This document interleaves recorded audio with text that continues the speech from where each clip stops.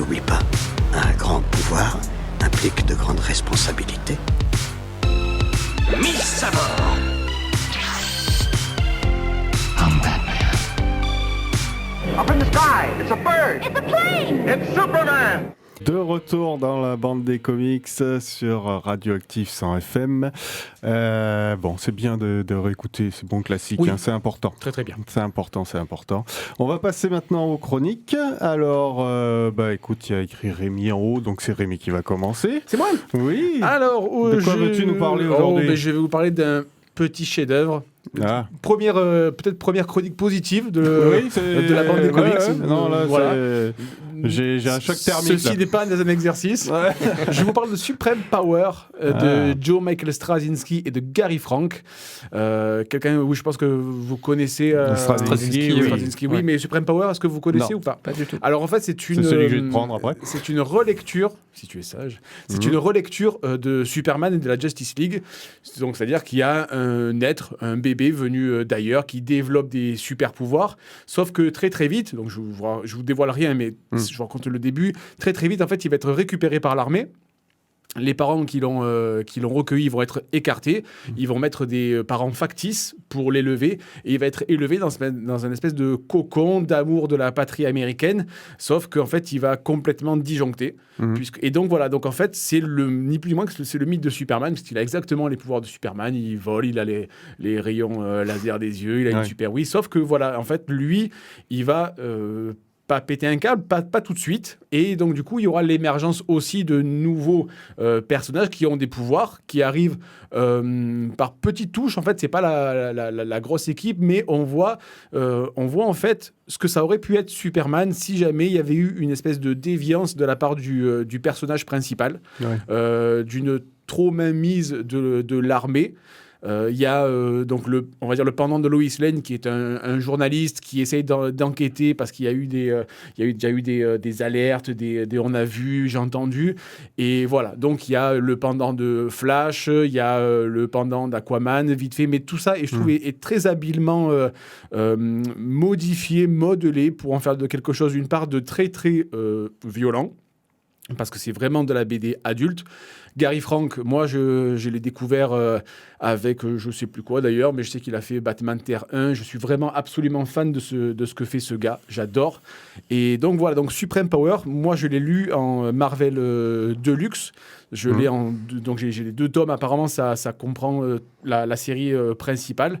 Et je vous le conseille parce que voilà, si vous cherchez justement, si vous avez un peu du mal avec Superman parce que c'est parfois un peu lisse, là, allez-y, plein fer, parce que pour moi, j'ai été vraiment scotché de l'intelligence et de la finesse de ce premier volume. Par rapport à Irrécupérable, qui reprend justement la même chose, qui est sur le même principe. The Boys aussi, ça se rapproche de beaucoup de choses. Ouais, mais Irrécupérable, on est vraiment sur une reprise du mythe de Superman aussi. Mais Irrécupérable commence quand il a pété les plombs.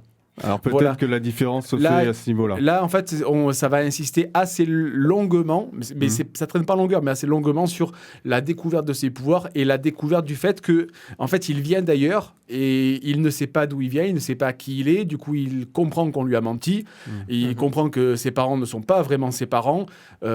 Qu'est-ce qu'il doit faire, qu'est-ce qu'il ne doit pas faire, comment appréhender les autres qui ont des pouvoirs, est-ce qu'ils sont dangereux pour lui ou pas. Voilà, vraiment, c'est une relecture de Superman de la Justice League et j'étais vraiment emballé par ce Supreme Power. Très bien, bah écoute, vivement recommandé donc. Exactement. Jay ? Alors rapidement, je vais vous parler de Gungo. Alors, qui n'est pas... En 2 mots. En 2 mots, qui n'est pas une petite automobile. Je l'attendais. On l'attendait tous. J'attendais très bien. Il m'a tendu la perche. Gungo, qui est donc une BD d'anticipation, qui est sortie en 5 volumes, ou bien en intégrale chez Paquet.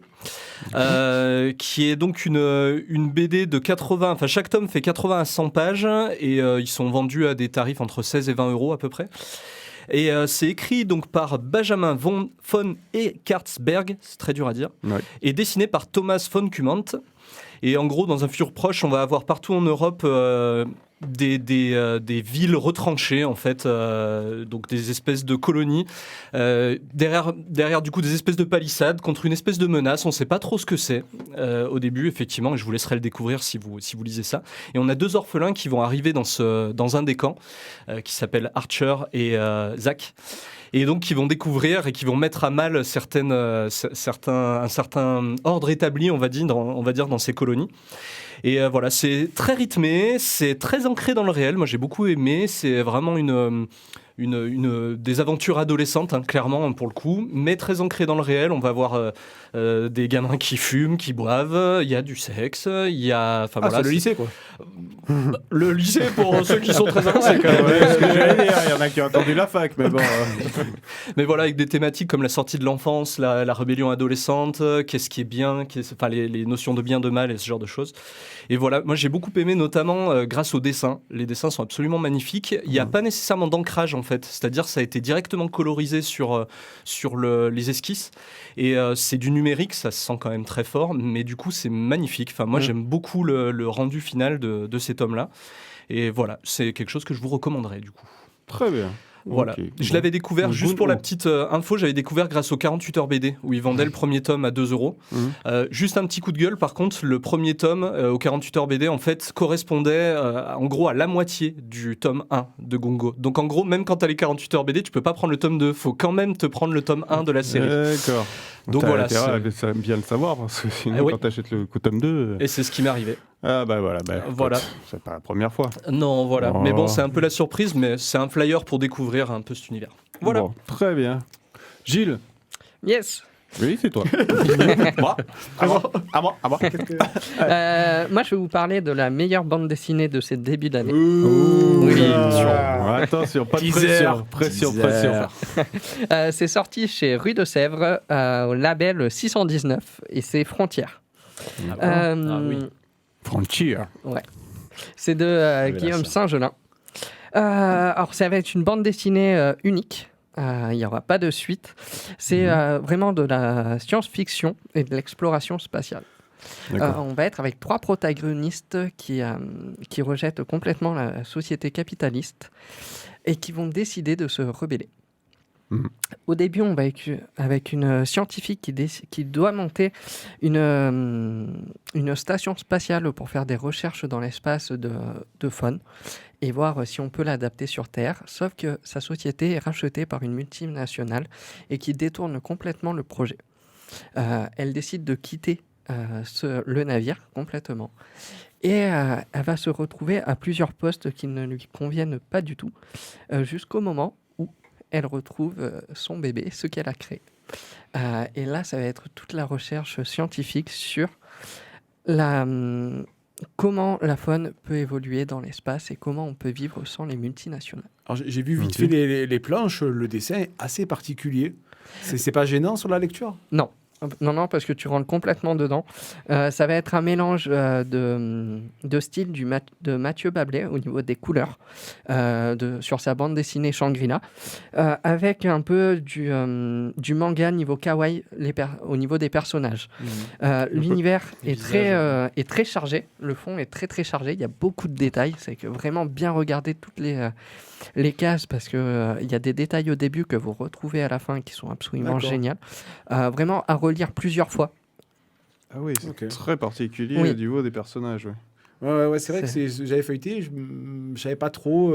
Après, c'est vrai qu'on dit souvent un dessin un peu particulier, mais si l'histoire est vraiment bien, on peut être emporté. Ouais. Je sais pas, je sais qu'elle a beaucoup tourné cette BD sur les réseaux, je l'ai beaucoup vue, mais pas lu, donc... Au début, tu vas... Tu vas nous la prêter ? Oui, ouais, avec grand plaisir. Alors là, grand plaisir. Parce que vraiment, elle est excellente.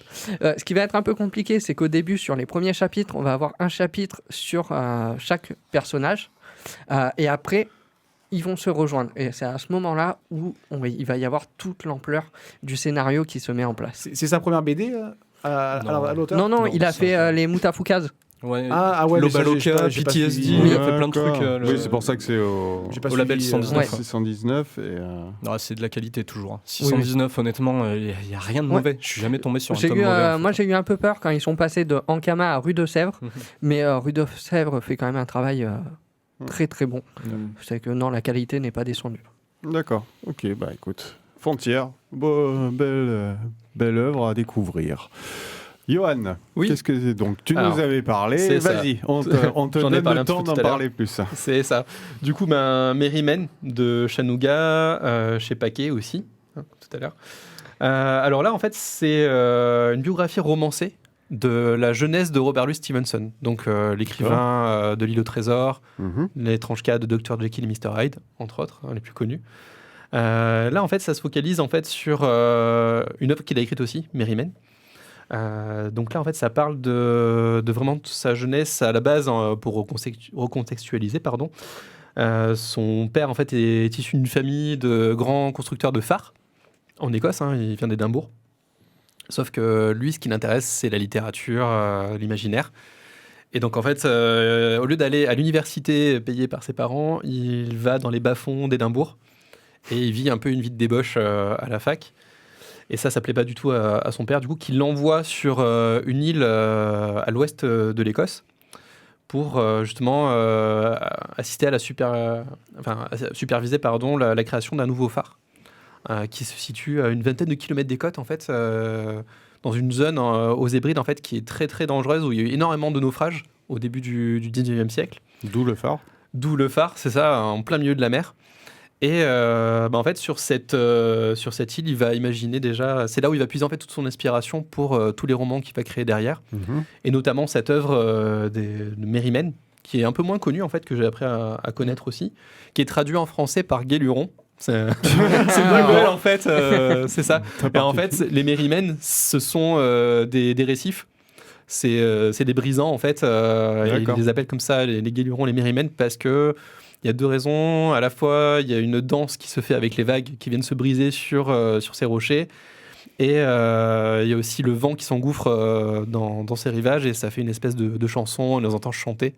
Voilà, ça, c'est dans le roman. Et en fait, à un moment, au milieu du roman, on se perd. En fait, Stevenson se perd, lui, dans son histoire. Et dans la fiction, on a un bout, en fait, justement, de son histoire Merrymen qui prend vie avec les personnages du réel, en fait. Donc voilà, on est un petit peu sur l'onirique, sur de l'onirique et sur le fait que donc voilà, c'est tout ce qui l'a inspiré. C'est une histoire en fait de trésors d'un galion espagnol qui serait perdu avec des légendes, etc. Ouais, donc il mélange biographie et c'est ça. En fait, folklore. on est sur une petite biographie, le folklore et tout ce qui a nourri l'histoire de Merrymen. D'accord, c'est ça. Donc, Et Shanuga qui est de Marseille aussi, donc oui, c'est ça. souvent qui se déplace en dédicace, donc un artiste à voir. C'est ça. Et normalement, on devrait le recevoir. On va recevoir une de ses expositions dans une de nos bibliothèques, si tout se passe bien. Nous pourrons passer l'information. Voilà, avec ses planches originales. Très bien. RD, à toi alors. Ouais, je vais vous parler très très vite fait de quelque chose que j'ai retrouvé récemment dans ma bibliothèque et qui m'a toujours fait sourire. C'est un one-shot qui s'appelle Ballistique. Alors, j'adore le nom de l'auteur. Il s'appelle Adam Egypt Mortimer. Je sais pas, il aurait pu... Ouais, je sais pas, il pourrait faire du catch ou un truc comme ça. Mais surtout, le dessinateur que vous connaissez sûrement beaucoup plus est Darick Robertson, donc le papa essentiellement de The Boys. Ah, d'accord. Voilà, d'ailleurs, quand on voit le dessin... Oui. Ah, on se doute de ce que c'est. Donc c'est un one-shot. On voit que d'ailleurs le personnage principal s'appelle Butch. Donc voilà. Oui, voilà. Il y a un peu, ils sont pas trop cassés les fêtes. Et pour vous faire donc le pitch rapide, on est dans un monde futuriste ou dans une ville. Comment vous expliquer ? Il l'explique très bien à l'arrière. Tout le monde est pourri. Jusqu'au réparateur de clim. Donc notre héros est réparateur de clim, mais c'est un pourri de base. Donc c'est chouette. Ils ont tous plus ou moins magouillé. Et son meilleur pote est un flingue génétiquement modifié qui parle. Ouais. Oui, on est sur loin là. Ouais, on est sur du très très loin, mais qui est très comment dire, à l'humour noir et enfin voilà. Donc c'est très violent. Ça reste, on reste sur le trait de Robertson. Hein, donc vous voyez, là, il suffit que je te montre là, il te met un taquet, il y a la moitié de la tête qui part avec. Hein, donc c'est pour vous donner une idée. Et notre héros se retrouve embrigadé dans une histoire. Voilà, où il n'est pas vraiment à la hauteur de son truc, donc il doit mener ça tambour battant, comme on dit, et donc il est ballotté et il essaye de survivre à plus pourri que lui, quoi, en fait. Donc on reste sur une histoire qui est... Bon, c'est du sympa, hein, c'est du Patch Turner, on est sur un truc assez speed. Le flingue est bien marrant dans ses interventions, c'est vraiment le pendant à la réflexion du personnage. Donc voilà, balistique, ça reste pour adultes, vraiment, mais c'est une bonne découverte. Il est chez Glénat Comics. Feu Glénat Comics. Voilà, Feu Glénat Comics. Et c'est ça a été une très bonne découverte que j'ai gardée dans ma collection. Voilà, messieurs, on a fait un peu le tour de tout le monde pour ces bonnes chroniques. On va attaquer le moment. Je pense que là, on peut le considérer comme the moment. C'est le climax. Le climax, c'est-à-dire le quiz by Jill. Le quiz by Jill. Il nous faut impérativement des jingles. Ouais, bah donc oui, il nous faut the jingle et on est parti. Tu peux décaler un peu, Johan, parce que sinon tu vas prendre les réponses. Ouais, non, mais déjà qu'on va galérer. C'est une stratégie là. Ouais. C'est pour la. Ouais, c'est pour la caméra. Ah, pour la caméra, ouais. Ah oui, je regarde pas. Nous comptons sur ton intégrité intellectuelle. C'est bon, tu es dedans. Attention. Je regarde pas. Alors, je vous ai proposé un petit quiz spécial libraire en fin de soirée. Ah, bien. En fin de soirée. Ouais, en fin de soirée. C'est le moment où on n'a plus les idées fraîches. C'est là où c'est on est meilleur. sur de la rapidité, c'est ça? Ouais, ça va être de la rapidité. Ça va être un quiz spécial sur le nombre de tomes dans une série. Oula. Chaud. Oula. On va commencer assez facile. Si je vous dis One Piece, combien de tomes? 102. Perdu. 103. Perdu. 4. Ouais. Il y avait une strat. On l'a tous. Pareil, assez facile. Astérix. Oula.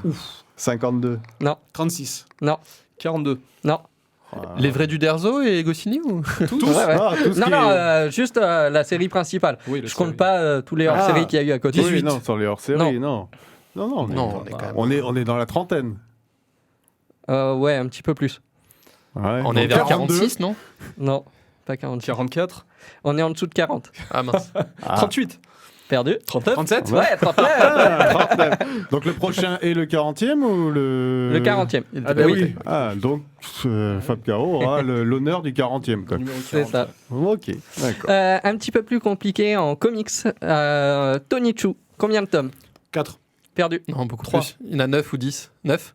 Non. Ah, Sept. de toute façon, chacun balance les trucs. oui, au fur et à voilà, mesure. voilà. On Le se juste dit prix. que- 8. C'est ça.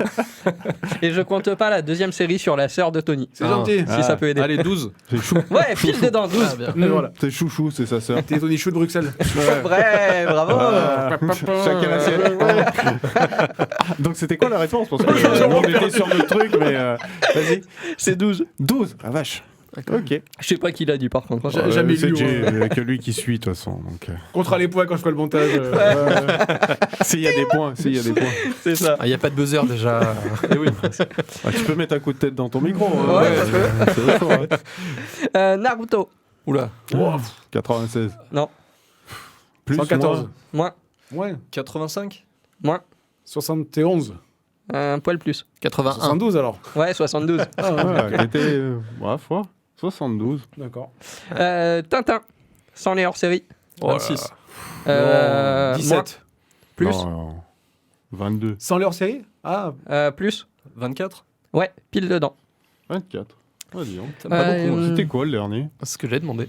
de TNT Vol Ouais. 714 pour Sydney, non? Non, c'était les Picaros. Le Il dernier. est Alors là, après je sais plus. les Picaros? Bah oui. ouais, vous savez que je suis pas du Ah tout non, Tintin, moi, non, donc c'est vraiment sûr. une question, Vol 747 pour Sydney, c'est pas le dernier. C'est l'avant-dernier. Non, non, ouais. Je mets une Parce qu'il y question en a un de autre derrière. je regarderai après. Le vol On 747. verra. Ah bah, c'est pas les bijoux de la Castafiore. Et après, la Castafiore, Non, parce que c'est dans un les diptyque, derniers. je crois. Non, Il y a Vol oui. 747 et il y en a un autre. Ou alors il suit l'île mystérieuse, je sais plus. Ou Coq en stock, non Coq Il y a en un stock, lien avec non, Coq en stock Coq en aussi. stock est bien au début. Ouais, Moi, ouais. j'ai mis une pièce sur Rotatin et Picaros. Ah, je ouais, crois, ouais. Je, Il y a je des crois chances. qu'il a On raison. regardera. Allez. C'est un peu bonus, hein. En comics, la série Saga. 10. 11. 10 piles dedans. 10. Ah, mais le 11e est arrêté à Ah, conseiller. ouais. Je suis désolé. Attention, S'il vous plaît. Et c'est Fab Caro qui va le faire. C'est ça, bien sûr. Fab Caro Vaughan. Non, mais le 11e tome sort en septembre, par Oui, contre. tout Ça à gagne. fait. Il a été annoncé là. Et en tout, il y en aura 12. D'accord. Ah oui, ils ont 12. Ouais. Ah ouais Finalement, ils s'arrêtent arrêtent plus tôt. Ils devaient aller à 20 au début ou 19. Sachant quand tu vois l'évolution et enfin, Moi, l'âge je de me suis la arrêté, petite, je me là, suis arrêté ça au fait 10, bizarre. donc, hein. j'ai pas Je encore vais lu le pleurer 10. si ça s'arrête à 12. Là. Ah, pour moi, Ouais, dernière ça info là, paraît de très ce matin, bizarre. c'était 12. Voilà. Non. À boire. Black et Mortimer. Oh là là. Sans les hors-série, toujours. 16. Plus 25, non Plus. Oh, 36. Moins. 30. 32. Moins. Bah 30 alors. 27. 31. Moins. 28. Tu m'as dit combien 27. 27, ouais, c'est ça. D'accord. 27 Black et Mortimer. Ouais, mais ça a été continué après. Oui, Oui, ça a non, été ils ont continué. Voilà, prolongé, mais ça fait 5-6 qu'ils ont prolongé. Ma foi. Oui. Bah, Je écoute, sais pas. je savais pas qu'il y avait une vingtaine d'anciens. On retourne dans les mangas. Berserk. Il y a une vingtaine. Ouais. Plus. Non, plus 23, que ça. Plus 33. que ça. 31. Plus. 37. Plus. 56. 46. 42. 41. Avec les perdu 41, ouais, c'est bon. 31 41. 41. Putain, il y en a un sacré paquet. Sachant qu'il n'est pas fini. Mais c'est voilà, Oui. c'est là qui est pas fini. Oui. Mais du coup, l'auteur est décédé, c'est ça Oui, mais ça va être beaucoup repris. plus compliqué pour finir de lui, mais ça va être repris. Oui, ça a Et été alors, du coup, annoncé. Ça a été annoncé Sur le une dernier reprise. tome, est-ce qu'on se rapprochait de la fin? Je sais pas, j'ai pas lu. On se rapprochait de la fin ou il y avait encore. Oh, il y en a pour un petit moment. Ouais, encore. ouais, Ah ouais, non, ouais, non, ok.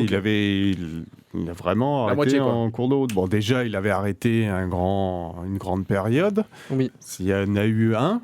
Et puis après, il y a eu ce gap. Donc, voilà, toujours à finir, quoi. On retourne en comics. Mhm. Walking Dead. 33. 33, ouais. 33, oui, oui, ouais, c'est ça. 33 Ouais. Ouais. Ouais, mais... Ouais, je sais pas. Il conteste. Tu remets en épisode de série, ça fait ce que je veux combien dire, c'est que selon l'édition que tu prends, je suis Ah pas oui. sûr. Ah oui, non, c'est si les tu doubles, prends la alors, double, les cours là. Non, mais les... Oui, t'as les doubles. Je suis désolé. Ça fait forcément 2 fois moins. C'est pas faux. Ah, non, mais Ouais, il est pas Non, carré dans son truc. J'avais pas vu ça Il fallait comme ça. préciser l'éditeur dans la question. Voilà, c'est ça. Mais même, c'est l'éditeur. Oui, mais l'édition et Ouais. la collection. Et la tout. version, voilà. Allez, vas-y, fais-nous. On retourne en franco-belge. Black Sad. 8. 6. 4. Le 7ème est sorti, non? Black l'année Sad, t'en dernière as pas beaucoup, t'en Pas as 8, encore. je crois. Encore 6. 6 alors. 6, ouais. Ouais, t'en as pas des masses, Black Sad. Non, ça... Non, ça se... On va retourner en manga. Si je vous dis Dragon Ball. Alors, quel. 30. La pastel, la première. Les balls. 85. 26. Juste les balls. 38. Ouais, c'est juste les Dragon balles. Ball. Je m'en Juste fous les des, Ah, mais des- ce tout qui ça. se. Mais Ce qui Z, sortait. ils sont dans les Dragon Avec Ball. la période de Petit Singe ou pas? T'as pas Dragon suivi. Ball avec Dragon Ouais. Ball Z? Non, sans Ah, non. Dragon Ball Z. Juste 26, Dragon Ball normal. Juste Dragon Ball normal? Ouais. Oula. Ce qui est sorti en pastel. En édition pastel Ouais. 26. Non, plus. 38. Plus. 42. Pile dedans, 42. Ouais. 42, bien joué. Tout le Pile temps, dedans, je je suis pas sûr. La Loire. Ouais. D'accord. Bon, on est bon au niveau ouais. du temps, donc tu garderas le reste Tant pour pis. la prochaine Très sympa. fois. Très, très bien. Ouais, c'était du grand n'importe quoi. Mais c'est cool. Il faudrait qu'on se limite à une version et on regarde celui qui est le plus près en fait. On va peut-être faire le ça juste pour prix, en fait. envisager pour une première fois. Le juste volume. Très bien. Bon, messieurs, merci. C'est déjà passé très Eh vite. oui, et ça passe comme très vite. toujours, en bonne compagnie. Johan, merci de nous avoir Merci. accompagnés. Bah, merci à vous pour de nous l'invitation. avoir présenté ton métier. Et puis, j'espère qu'on aura amené beaucoup de personnes à venir te voir à la Bibliothèque de la Seine et à prendre des volontiers. renseignements et découvrir plein de choses. Messieurs, merci. Merci. On se À quitte tous. sur un morceau qu'a choisi Rémi, du coup. Rémi qui nous le Exactement. présente parce que. Ah, vas-y, dis-nous tout. Alors, c'est un morceau pour vous faire découvrir sur lequel je suis totalement tombé dessus par hasard. Donc, je connais ni le titre ni l'auteur. Mais bon, ça. voilà, parce qu'il y avait le bouffon vert. Donc, je me suis dit, oh, voilà, Ça on y s'appelle va. Green Goblin. Voilà, donc on y va. Et c'est Really Trippy Music. Ok, allons-y. Voilà. Au revoir Salut tout le monde. Au revoir. Ciao, ciao. Ne l'oublie pas, Un grand pouvoir implique de grandes responsabilités. Mise à bord. I'm Batman. Up in the sky, it's a bird. It's a plane! It's Superman.